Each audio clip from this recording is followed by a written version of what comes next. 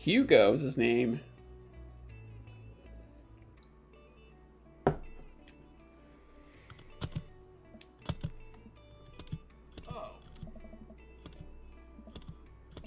You must be Ken. This period is almost over. Would you mind waiting in the back? Oh, from My Chemical Romance. Okay. Whatever that. Mr. Vega leads me in and I take a seat in one of the comically small students' desks in the back. I get stuck. Where were we? Now, who can tell me about the unreliability of the narrator? What? Catcher in the Rye? Okay, I don't really need... Oh, Hugo is a hottie? Which part? Is it the mustache? Is it the bow tie? Is it the three-piece suit? Or is it the man bun, JJ? Like, which is the specific hottiness factor here? Just for science, trying to understand. Gotta make my choices here carefully, right? The bell for the end of the period rings. All the students immediately get up and break for the door. Everything. Remember to do the reading and answer the response questions on page 194. Oh. Nobody's listening. Middle schoolers. Do you teach... Don't you teach high schoolers? Both? Thanks for coming in? That's kind of like phrasing, isn't it? The face, the 5 o'clock shadow. The glasses. And the glasses. I don't normally do these impromptu parent-teacher meetings, but I'm sure you know Amanda's a very bright student, and I'm concerned about her recent behavior. I thought we just moved here. Amanda's never been the most engaged student, but I know she cares. Recently, though, she's been falling behind. She's not completing assignments. Oh! We just moved recently, but it was only to the other side of town, I see. Okay.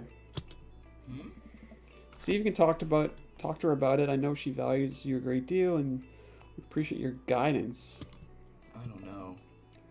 I know how important art school is to her, but I would hate to see her miss out on scholarship money that she clearly deserves. Okay, I guess we gotta talk to Amanda then. On my way out, I stopped thinking for a moment. I turned to Hugo. Hey, Hugo? Yes? They ever catch that rye? Didn't. Ah. Yes. Ah, no eggplants. I feel like, you know, I'm looking for eggplants and I'm sad when I don't get eggplants, you know? I leave the classroom and make my way out of the school. I'm still a little bit in shock that Amanda was able to hide this so well from me. She's always been such a force for positivity in my life, especially after we lost her mother. Amanda must be done with the classes for the day by now. I'm sure she would appreciate a ride home. Maybe I can talk to her about what's going on. I pull up in the carpool. Amanda hops in the passenger seat. Yeah, we need some more eggplants, right? You can have all of my eggplants. Wait, you have a collection of eggplants, Lizard? Cool. So did you have fun gossiping about me? Mr. Vega and I actually just gossip about our celebrity crushes. So you talked about Mario Battelli the whole time? It was a very productive meeting. I'm pretty hungry. Can we grab some dinner? Sure. Where can we meet the next big daddy that we want? We're not going to meet at home, so... Does that sound good for you? Alright, let's go to the mall. Can we just go to the mall without chit-chat here? Maybe they're a little cooler than you give them credit for? You have a Twitter? Look, sweetie, Mr. Vega said you haven't been participating in class. Yo, I'll never forget that time I was high as a kite and we played Jackbox and it was like 21 plus the whole game and I laughed the whole time. Yeah, I kept putting eggplants and Gibbs was like, who the fuck got doing this? Yeah, there were a lot of eggplants that round. Although there tends to be more eggplants than not, but I remember that time. Dancing eggplants was definitely a thing.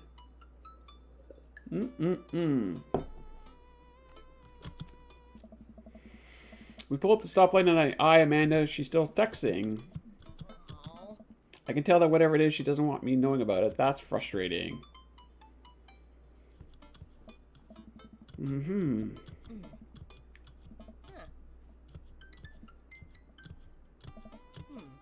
Who's Noah? My friend.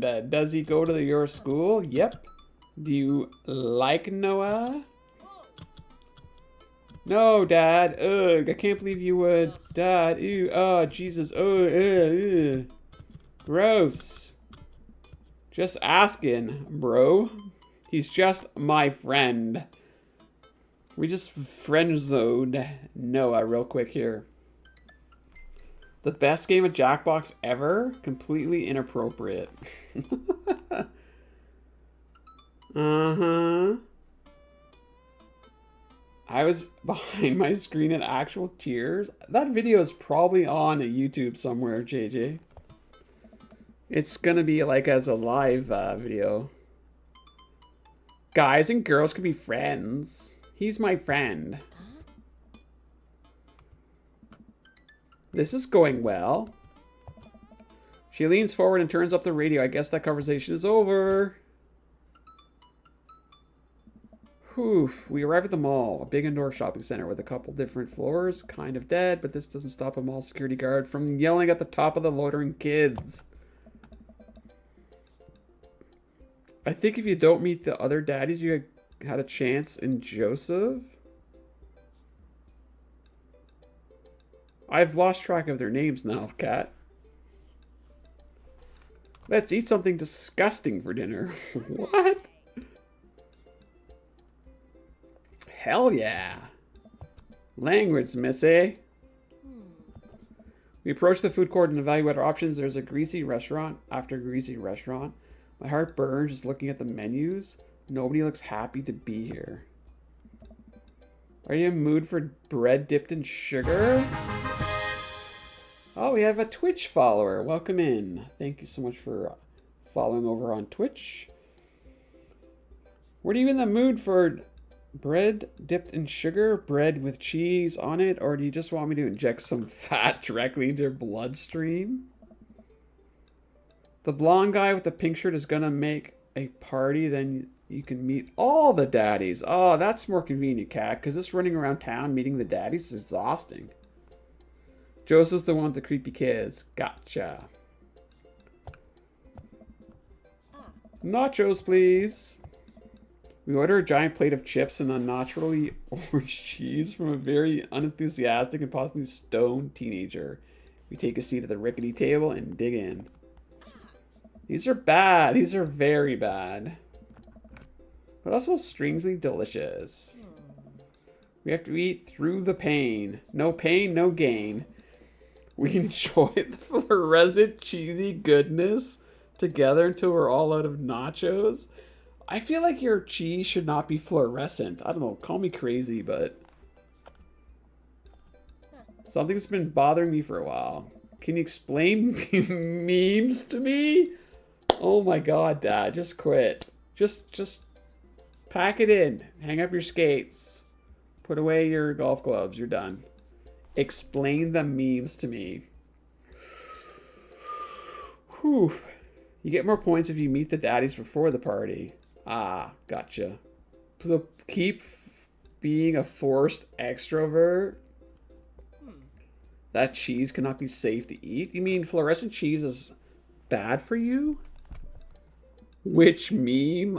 All the memes? Alright. Smack my head. Oh, that's a little rough. I'm really curious to see what Amanda says. Amanda sighed deeply and places her head in her hands. Ha ha ha. Dad, it's complicated. See, memes are inside jokes shared by a bunch of people. They get less funny the more people do it. So the problem is that by the time a meme gets to you, Dad, all of its use have already done the joke to death. Yeah, Dad. What's worse than that is that movies and TV and video games will try to jump in the meme train, but just based on how long it takes them to make them, the meme will be long dead by the time it comes out. So it just dates it and it isn't funny. Oh shit, what up? What? Ugh. Dad, please?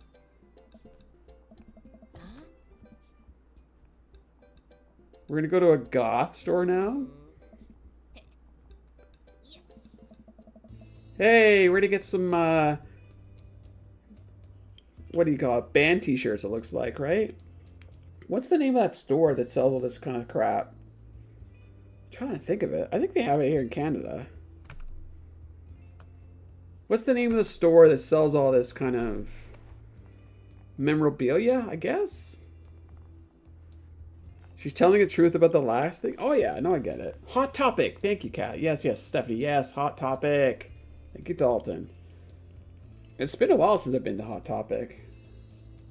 It's been some months, I guess. But yeah, Hot Topic. I like Hot Topic. It's a cool store. By the time the corporation jumps on a meme, it's already been played out. Oh, yeah, of course, JJ. Yeah, yeah, I get it. There it is. You can still see the outline. So basically, she puked in here? Speech, speech, speech. Man, it stops immediately. I clear my throat. Thank you for joining us here today to commemorate a historical moment that would forever shape history. On a day very much like today, some 5 years ago, our very own Amanda, and delicious, had too much blue raspberry slushy on her outing to the mall. After begging her father to take her to Dead, Goth, and Beyond, oh, I love the name of that store, by the way, to buy a rainbow suspender, she proceeded to throw up all over display of My Chemical Romance merchandise. Her loving father then had to pay for said merchandise, which to this day remains among our possessions. Hot Topic is great. I like Hot Topic. Amanda's move. She begins clapping, slow at first, then faster and more vigorous. Several other patrons turn their heads. One of them also starts clapping. I bow my head. While Amanda busies herself looking at band t-shirts, I try to find something of interest to myself. Not much for a dad to look at in Dead, Goth, and Beyond? Seriously? Okay. Band t-shirts, I mean, obviously. I barely know any of these bands. Cannibal Bone Party. I hope their parents are really proud of them. Hey, we got another hot daddy coming in.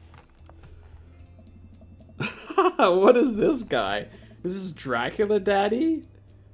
Over here is stifling argument over the cash register. An older gentleman is carrying a garment and showing it to a bored-looking cashier with pink hair.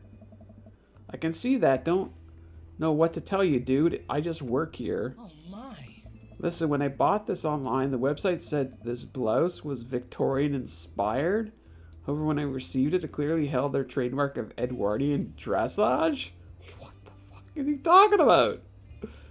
He's contrasting Victorian and Edwardian clothing? Wow. That's some serious goth nerd.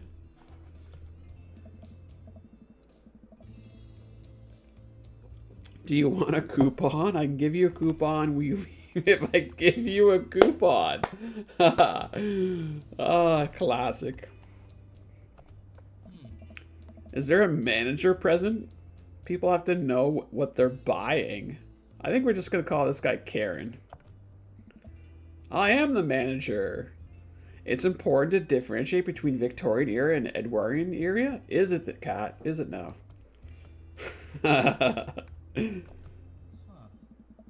I see. Well, it would seem that I've outstayed my welcome. Good day, shopkeep. Your superiors will receive a strongly worded letter by post. Whatever, dude. The man whirls around and storms out, his literal coattails trailing behind him. I can't tell if they are Victorian inspired or Edwardian in Ha ha. Oh my god, that's too funny. Amanda trots up to me with a t-shirt in her hand. Oh boy, here it comes. Hey, Dadtron 5000. Yes, I'll buy it for you. Wow, that was easy. Thanks. At least it's only one this time. Amanda plops the shirt on the counter, grins at the cashier. I love your hair. The cashier says nothing and rings Amanda up. Radiating hatred, I hand her a 20. So what was the other guy's deal? The cashier rolls her eyes so hard I'm worried she'll pull something. That's Damien. He's in here all the time. He's obsessed with Victorian fashion or whatever. She hands Amanda her bag and it's clear the conversation is over. We make our way out to the store to head home to get some rest. It's because a lot of steampunk stuff is actually Edwardian. Ah, interesting. Amanda and I sit on the couch trying to find something to watch over bowls of ice cream. Oh, cool. Long haul paranormal ice road ghost trucker is on. What the fuck is that? Long haul paranormal ice road ghost truckers. That's a mouthful. And you know what? I would watch that. Hell yeah. They have to make it over the Canadian tundra before the ice road melts, but they're also hunting ghosts? No, seriously, I would watch that show. The trucks are haunted too? This is an episode I've seen already, but it's one of the best. Callum and Flint Dogbone, the twin brothers, truck driving and ghost hunting duo, find themselves in the greatest peril yet. Wait, who's Caleb? Oh, I see. It's the show that they're showing here. We're about to die. This is art. Amanda's fun. The episode ends and Amanda excuses herself to go and start arguments on the internet. Wow. Wow, wow, wow, wow. Oh my god. That hits home. I stay up a little longer, curious about the exploits of Caleb and Flint. Dogwood after their disastrous ice road accident. Afterward, I crawl into bed and get a good night's sleep.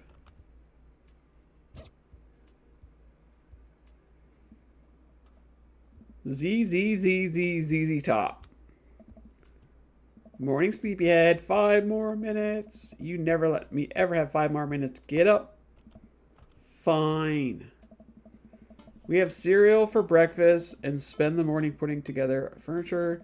Man is much better at interpreting the tiny manuals. We're able to put together a few shelves and one desk, but I'm pretty sure it was supposed to be a bookcase. So you excited for the cookout today? If there's food, I'm excited. I'm all over those terrible store-bought sugar cookies that everyone brings to parties. Yeah, those are bad. Which means there are more for me. What? Was that a little reverse psychology? Ken, with your reverse psychology nonsense? Don't you want to meet some of the people in the neighborhood? I'll probably end up standing uncomfortably in the corner with a plate of food and hope that nobody talks to me. Dad, you're a beautiful work in progress. We will get that butterfly to emerge from the cocoon. The social butterfly. Well, we better start getting ready. We definitely don't want to be late. What? No, we have to be fashionably late. Who shows up to a cookout on time?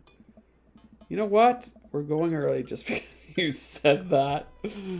I head out the door and Amanda reluctantly follows. We walk across the street to Joseph's house with a store-bought veggie plate. I'm a terrible cook if it doesn't involve a grill. Alright. I think this is going to be where we end for now. I don't know if this save actually works. This has been a lot of fun. I mean, it has clearly got a lot of tongue-in-cheek humor. And, wait, these are the dads, right? So this is the guy at the... So we met him. No, don't... Game. I'm trying to look at the different daddies. Can you just stop? Okay, so we met this guy. He's the guy with the frisbee and the corgi. He's the guy with the coffee shop. He was there at the coffee shop, but we didn't really meet him. This is the guy with the 6 children that are really creepy. The children of the corn. That's the teacher. And then this is the Victorian Edwardian dude. So we haven't met this guy yet.